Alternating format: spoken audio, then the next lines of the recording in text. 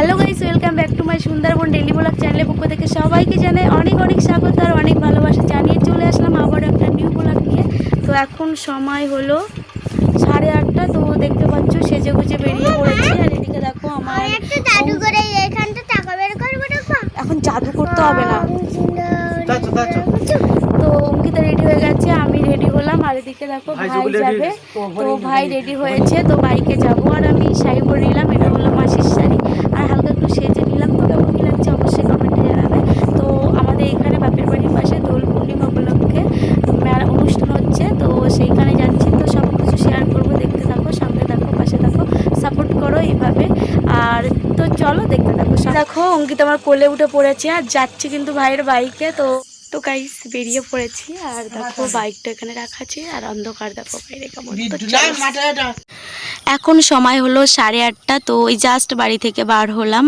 আর বাড়িতে রান্না হয়েছে পাঙাশ মাছ, আলু, টমেটো। তো মা বারবার করে বলছিল যে খেয়ে যা, কিন্তু আমরা বললাম মেলা থেকে এসে খাবো। তো দেখো ফাইনালি বেরিয়ে পড়েছি আর চলেও এসেছি। আর কত বড় জায়গা জুড়ে এই অনুষ্ঠানটা হচ্ছে। এই ফার্স্ট টাইম কিন্তু এখানে দোল পূর্ণিমা উপলক্ষে অনুষ্ঠান হচ্ছে। তো 1 সপ্তাহ মতন হবে এই অনুষ্ঠানটা।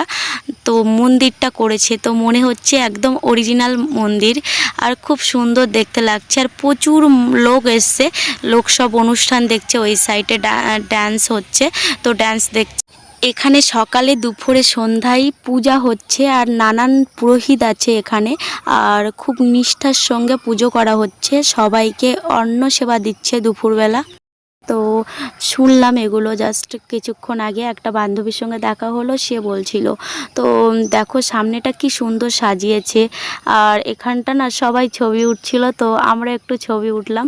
আর মানে নানান জায়গার লোক এসছে। আর মেলাটা না প্রচুর বড় করেছে, সমস্ত কিছুই এইখানে বসেছে। মানে কালী পুজোতে যে দোকানগুলো বসছিল সেই দোকানগুলো সেম এইখানেও এসছে।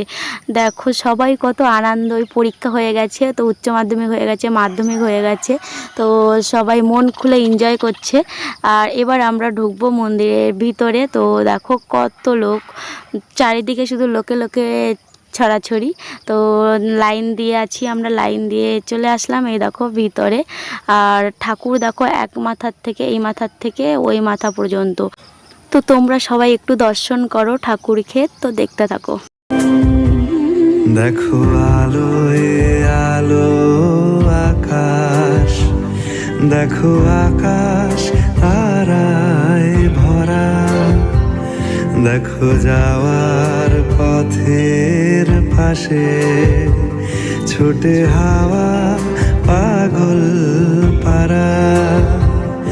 এত আনন্দ আয়োজন সবই বৃথা আমায় ছাড়া।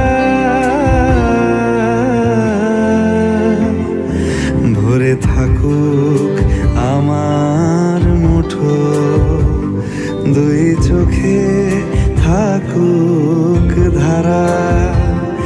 এলো সময় রাজার মতো, হলো কাজের হিসেব সারা।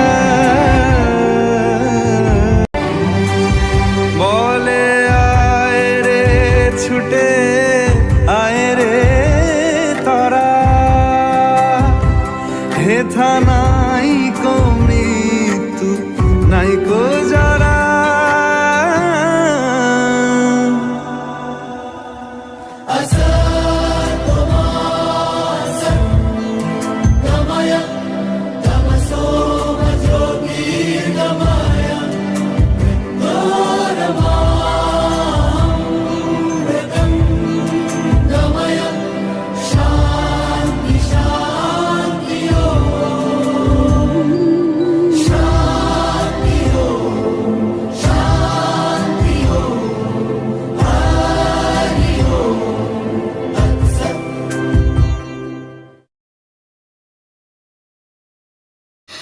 তো ফার্স্ট ঠাকুর দর্শন করলাম, তারপরে মেলায় একটু ঘুরলাম এদিক ওদিক, তারপরে চলে আসলাম ডান্স দেখতে। তো কিছুক্ষণ দেখছিলাম, তারপরে অঙ্কিতা বলল মা আমার কিছু খাবো আমি, তো ওকে নিয়ে গেলাম ফুচকার দোকানে, আর সঙ্গে আমরা সবাই খেয়ে নিলাম। তো দেখা হয়ে গেল একটা বান্ধবীর সঙ্গে, তো বান্ধবী ছোট্টবেলার বান্ধবী, তো ও আমার মায়ের কাছে টিউশনি পড়তো, আর আমি ওরা না 4-5 বোন ছিল।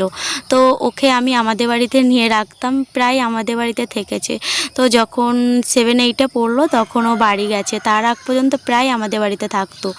আর ওদের একটু ওর বাবা মা বাড়িতে থাকতো না, বাইরে বাইরে কাজ করতো, তার কারণে ও প্রায় আমাদের বাড়িতে থাকতো। তো ফাইনালি ঘুরলাম, ঘুরে বেশ কিছুক্ষণ ড্যান্স দেখলাম, ভাই একটু ভাইয়ের বন্ধুদের সঙ্গে ঘুরলো, তারপরে চলে আসলাম এ সাইডে নাগরদোলায় উঠবো ভাবছিলাম, তো আমার মাথা ঘোরে, তার কারণে উঠিনি। তো অঙ্কিতাকে বললাম তুই কিছু চড়বি, তো বললো না। আর তারপরে চাউমিন খেলাম, চাউমিন ছিল না, রোল খেলাম, খেয়ে বাড়ির জন্য একটু মিষ্টি তো নিলাম। বন্ধুরা বাড়ি চলে এসেছি, আর এখানে ব্লগটা এন্ড করছি। আবার দেখাবে নেক্সট কোনো ভিডিও। তো